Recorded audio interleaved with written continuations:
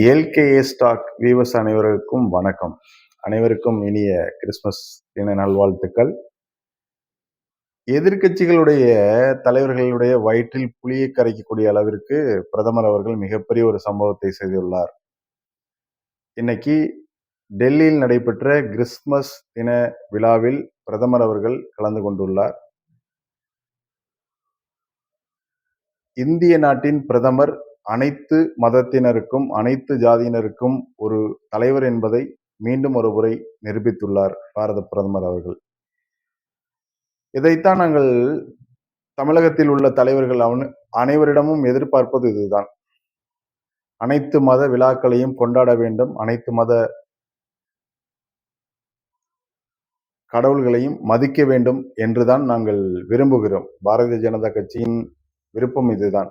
ஆனால் தமிழகத்தில் உள்ள தலைவர்கள் அனைவரும் ஒரு சார்பு நிலையில் ஒரு சார்புடைய மதத்தினருக்கு வாழ்த்து சொல்வது, பெரும்பான்மையான மதத்தில் உள்ள மக்களுக்கு அவர்கள் கொண்டாடக்கூடிய விழாக்களுக்கு வாழ்த்து சொல்வதில்லை, அவர்களை மதிப்பதில்லை, அவர்களுடைய கடவுளை இழிவுபடுத்தக்கூடிய வகையில்தான் அவர்களுடைய செயல்பாடுகள் நடந்து கொண்டிருக்கிறது.